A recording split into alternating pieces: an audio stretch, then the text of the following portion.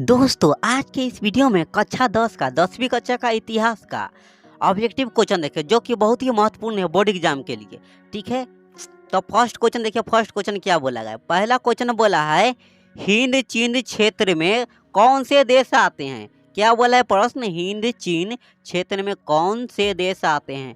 तो हिंद चीन में कंबोडिया, वियतनाम और लाओस आता है। कौन सी आता रे भाई? कंबोडिया, वियतनाम, लाओस आता है। तो कै नंबर ऑप्शन है? सी नंबर ऑप्शन है कंबोडिया, वियतनाम, लाओस। तो सी नंबर ऑप्शन सही हो जाएगा। ओके, सी नंबर ऑप्शन में सही मार लेंगे। और अगला क्वेश्चन देखिए, अगला क्वेश्चन क्या बोला है। 2 नंबर क्वेश्चन है अंकोबार का मंदिर कहाँ स्थित है। ये बहुत ही वीवीआई है। ठीक है, बहुत बार पूछा गया है। देखिए 12 में पूछा गया है, 12 के 15 में, 19 में, 22 में, बहुत ही वीवीआई है। ठीक है, तो अंकोबार का मंदिर कंबोडिया में होता है। ठीक है, प्रश्न बात है क्या बोला है प्रश्न? अंकोबार का मंदिर कहाँ स्थित है। तो अंकोबार का मंदिर कंबोडिया में है। ठीक है, कहाँ पर है? कंबोडिया में। तो डी नंबर ऑप्शन है कंबोडिया। तो डी नंबर ऑप्शन सही हो जाएगा। ठीक है, डी नंबर ऑप्शन में सही मार लेंगे। अब अगला प्रश्न देखिए, तीसरा नंबर प्रश्न। तीसरा नंबर प्रश्न क्या बोला है? हिंद चीन पहुंचने वाले प्रथम व्यापारी कौन थे। क्या बोला है प्रश्न? हिंद चीन पहुंचने वाले प्रथम व्यापारी कौन थे। तो हिंद चीन पहुंचने वाले प्रथम व्यापारी पुर्तगाल थे। कौन थे? पुर्तगाल। तो देखिए सी नंबर ऑप्शन है पुर्तगाल। तो सी नंबर ऑप्शन सही हो जाएगा। ओके, अब आइए चौथा नंबर में। चौथा नंबर प्रश्न देखिए। चौथा नंबर प्रश्न क्या बोला है? हिंद चीन में बसने वाले फ्रांसीसी कहे जाते थे। ठीक है, क्या बोला प्रश्न? हिंद चीन में जो फ्रांसीसी बसता था उसको कौन सी कहा जाता था। तो हिंद चीन में जो फ्रांसीसी बसता था उसको कोलोन कहते थे। कौन सी कहते थे? कोलोन। तो सी नंबर ऑप्शन है कोलोन। तो सी नंबर ऑप्शन सही हो जाएगा। क्या नंबर ऑप्शन सही होगा? C number. तो सी नंबर में सही मार लेंगे। अब आते हैं अगला क्वेश्चन में। ठीक है, अगला क्वेश्चन क्या बोला है? 5वां नंबर क्वेश्चन यह देखिए, नरोत्तम सिन्हानुक कहाँ के शासक थे। ठीक, क्या बोला है? नरोत्तर सिन्हानुक कहाँ के शासक थे। तो नरोत्तर सिन्हासुक कंबोडिया के शासक थे। कहाँ के थे? कंबोडिया के। तो कै नंबर ऑप्शन है? डी नंबर ऑप्शन है कंबोडिया। तो डी नंबर में सही मार लीजिए। ठीक है, डी नंबर ऑप्शन सही हो जाएगा। अब आइए छठा नंबर प्रश्न में। छठा नंबर प्रश्न क्या बोला है? छठा नंबर प्रश्न है the history of the loss of Vietnam किसने लिखा। यानी the history of the Laos, यह पुस्तक का नाम, यह कौन लिखा था इसके बारे में बताना है। तो यह फान बाई चाउ ने लिखा था। कौन लिखा था? फान बाई चाउ ने। तो क्या नंबर ऑप्शन है? बी नंबर फान बाई चाउ। तो बी नंबर ऑप्शन सही हो जाएगा। अब आते हैं 7वां नंबर प्रश्न में। 7वां नंबर प्रश्न क्या बोला है देखिए। 7वां नंबर प्रश्न है मार्च 1946 ईस्वी के फ्रांस व वियतनाम के बीच होने वाले समझौता किस नाम से जाना जाता है। ठीक है, मार्च में हुआ था, एक समझौता हुआ था किसके बीच? फ्रांस और वियतनाम के बीच हुआ था। वो कब हुआ था? तो 1946 में हुआ था। इसको कौन सी के नाम से जाना था? यानी जो समझौता हुआ था उसको कौन सा नाम से जाना जाता है। ठीक है, तो उसको हनोई समझौता के नाम से जाना था। कौन सा समझौता? हनोई समझौता था। क्या नंबर ऑप्शन है? बी नंबर ऑप्शन है हनोई समझौता। बी नंबर ऑप्शन सही हो जाएगा। ओके, अब आते हैं 8वां नंबर प्रश्न में। 8वां नंबर प्रश्न क्या बोला यह देखिए। 8वां नंबर प्रश्न है किस प्रसिद्ध दार्शनिक के एक अदालत लगाकर अमेरिका को वियतनाम युद्ध के लिए दोषी करार दिया था। अमेरिका क्या किया था? दोषी करार दिया था। इसके बारे में बताना है। तो यह कौन सा था? रसेल था। ठीक है, रसेल था। उसको क्या किया था?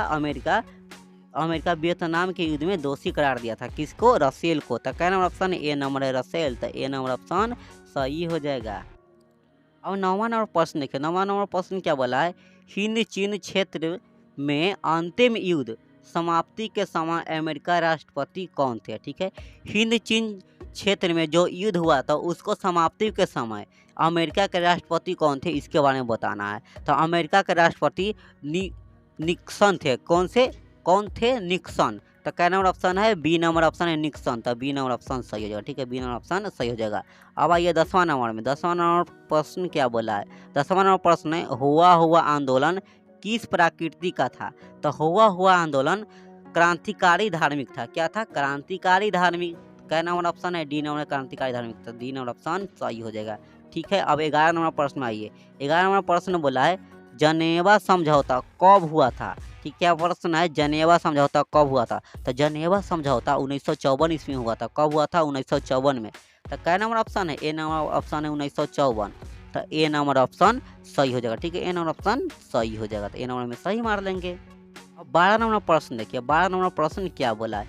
12 नंबर प्रश्न है, उत्तरी एवं दक्षिणी वियतनाम का एकीकरण कब पूर्ण हुआ? ठीक है, उत्तरी एवं दक्षिणी वियतनाम का एकीकरण कब हुआ था? तो उत्तरी एवं दक्षिणी वियतनाम का 1975 ईस्वी में पूरा हुआ था। कब हुआ था उत्तरी एवं दक्षिणी वियतनाम का एकीकरण पूरा? 1975 ईस्वी में। तक क्या नंबर ऑप्शन है? डी नंबर ऑप्शन है 1975। तो डी नंबर ऑप्शन सही हो जाएगा। ठीक है, डी नंबर ऑप्शन सही हो जाएगा। अब आइए अगला नंबर प्रश्न क्या बोला है? 13 नंबर प्रश्न। 13 नंबर प्रश्न है, अनामी दल के संस्थापक कौन थे? ठीक है, क्या प्रश्न बोला है? अनामी दल के संस्थापक कौन थे? तो अनामी दल के संस्थापक गुयेन आई थे। कौन थे? जॉन गुयेन आई। ठीक है, जॉन गुयेन आई। तो क्या नंबर ऑप्शन? ए नंबर जॉन गुयेन आई। तो ए नंबर ऑप्शन सही होगा। ठीक है, ए नंबर ऑप्शन सही हो जाएगा। अब आइए 14 नंबर प्रश्न कौन सी बोलता है? यह देखिए 14 नंबर प्रश्न। 14 नंबर प्रश्न है, दी एन बी एन फू। क्या बोला? दी एन बी एन फू के युद्ध में कौन बुरी तरह हार गया था? ठीक है, डीएन बीएन फू के युद्ध हुआ था, तो उसमें कौन हार गया था इसके बारे में बताना है। तो डीएन बीएन फू के युद्ध में फ्रांस हारा था। कौन हारा था? फ्रांस। तो कै नंबर ऑप्शन है? बी नंबर ऑप्शन है फ्रांस। तो बी नंबर ऑप्शन सही हो जाएगा। तो बी नंबर में सही मार लेंगे। ठीक है, बी नंबर में सही मार लेंगे। ओके, अब आइए, अब आते हैं 15 नंबर में। 15 नंबर प्रश्न क्या बोला, यह देखिए 15 नंबर ऑप्शन है, क्रांतिकारी संगठन दुई तान हुई के नेता कौन थे? ठीक है, क्रांतिकारी संगठन दुई तान हुई के नेता कौन थे? तो क्रांतिकारी संगठन दुई तान हुई के नेता कौन थे? कुआंग दे। कुआंग दे थे। कौन थे? कुआंग दे। तो कै नंबर ऑप्शन है? कुआंग दे। सी नंबर ऑप्शन है कुआंग दे। तो सी नंबर ऑप्शन सही हो जाएगा। ठीक है, अब आते हैं 16 नंबर प्रश्न में। 16 नंबर प्रश्न क्या बोला है? देखिए 16 नंबर प्रश्न है, जापान में हिन चीन पर कब अधिकार जमा लिया? ठीक है, जापान ने हिंद चीन पर कब अधिकार जमा लिया? तो जापान ने हिंद चीन पर 1840 ईस्वी में अपना अधिकार जमाया था। कब जमाया था? तो 1840 ईस्वी में। तो कै नंबर ऑप्शन है? बी नंबर ऑप्शन है 1840। तो बी नंबर ऑप्शन सही हो जाएगा। ठीक है, बी नंबर ऑप्शन सही हो जाएगा। अब आइए 17 नंबर प्रश्न में। 17 नंबर प्रश्न क्या बोला? यह देखिए 17 नंबर प्रश्न है, स्कॉलर्स विद्रोह कब हुआ? तो स्कॉलर्स विद्रोह 1868 ईस्वी में हुआ था। कब हुआ था? 1868 ईस्वी में। तो ए नंबर ऑप्शन है 1868। ए नंबर ऑप्शन सही होगा। ठीक है, ए नंबर ऑप्शन सही हो जाएगा। अब आइए, अब देखिए 18 नंबर प्रश्न क्या बोला है? 18 नंबर प्रश्न है, वियतनाम में टोकन फ्री स्कूल की संस्थापक कब हुई? क्या बोला है? वियतनाम में टोकन फ्री स्कूल की स्थापना कब हुआ था, इसका हमें बताना है। तब 1907 ईस्वी में हुआ था। कब हुआ था? 1907 में। तो क्या नंबर ऑप्शन है? ए नंबर है 1907। तो ए नंबर ऑप्शन सही होगा। ठीक है, ए नंबर ऑप्शन सही हो जाएगा। अब आते हैं 19 नंबर क्वेश्चन। 19 नंबर क्वेश्चन क्या बोला है? देखिए 19 नंबर क्वेश्चन है, अंकोवार के मंदिर का निर्माण किस शासन के द्वारा करवाया गया? ठीक है, अंकोवार का मंदिर निर्माण हुआ था, उसमें कौन करवाया था, यानी किसका शासक था तो वह बना था मंदिर? तो वह था सूर्य वर्मन द्वितीय का। ठीक है, वह अधिकार किसका था? सूर्य वर्मन द्वितीय का शासक था, उसमें बना था। ठीक है, सूर्य वर्मन द्वितीय। तो ए नंबर ऑप्शन सही है। ठीक है, ए नंबर ऑप्शन में सही मार लेंगे। अब आइए लास्ट प्रश्न यानी 20 नंबर प्रश्न। आज का लास्ट प्रश्न है 20 नंबर। ठीक है, 20 नंबर प्रश्न है, कम्बोडिया की राजधानी है। ठीक है, कम्बोडिया की राजधानी कहाँ पर है, इसके बारे में बताना है। तो कम्बोडिया की राजधानी नोम पेना है। क्या है? नोम पेना। तो क्या नंबर ऑप्शन है? बी नंबर ऑप्शन है नोम पेना। तो बी नंबर ऑप्शन सही है। ठीक है, बी नंबर ऑप्शन सही हो जाएगा।